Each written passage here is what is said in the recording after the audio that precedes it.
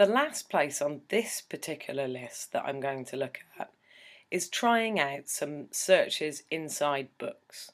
So books on your bookshelf, pretty difficult to search. Books that are digitized, way easier.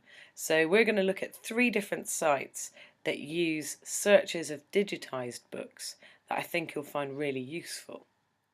The first of those is this Ebrary website, and you'll find the link to that just under the video, so in the little about section on this video.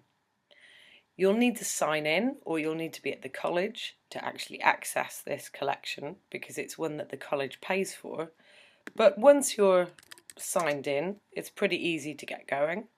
We're going to search up here again for Wes Anderson, and this time we've really got to make sure that things are spelled right as well, otherwise it gets really confused. And you see that straight away it's giving 10 different books that mention Wes Anderson, but some of them look a bit suspect. So down here we've got like one on sports massage or something about Scottish law, and one of the things that reminds me is that really we should use inverted commas around here. So this is doing the same thing as in that advanced Google search, where it's just finding that phrase rather than finding all the Weses and all the Andersons. And that's bringing us back a way more manageable set of 4 books. All of these look like they're relevant because they're to do with film studies and film history of different kinds.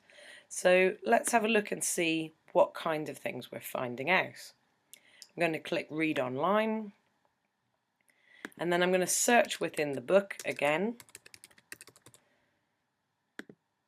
so that it highlights where these different things are within the book. So anywhere that you see these little purple parts, that's where we want to go and have a look. I'm going to look into this section on the language of film, and then if I click onto this result, it actually brings me straight to that page. So it's showing 2 results on page 41. If I scroll down, I'll see where Wes Anderson is highlighted, and then I could start reading that section or that paragraph. It might be useful as well to kind of know what's come before this, so I might scroll up a little bit. So this is about film analysis, the basics, looking at cinematography. That might be another one of my keywords that I put into my document to come back to, because that's probably going to give me some quite good searches later on.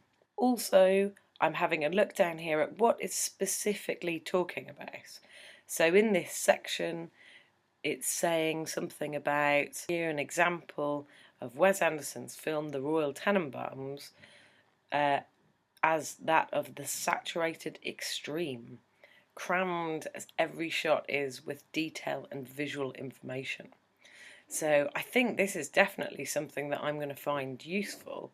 Again, now I could try copying and pasting just across that text. When you're using the Ebrary site, it works a little differently to just normal copy and pasting, and you'll see that when you highlight the text that you want, it brings up this little menu. You just choose copy, and that will give it to you as plain text, which you can copy and paste. Also, what it's doing is giving you this reference for your bibliography, which is really handy, really useful. And I'm going to remember also just to put it in quote marks so that I know where this is from and what this relates to.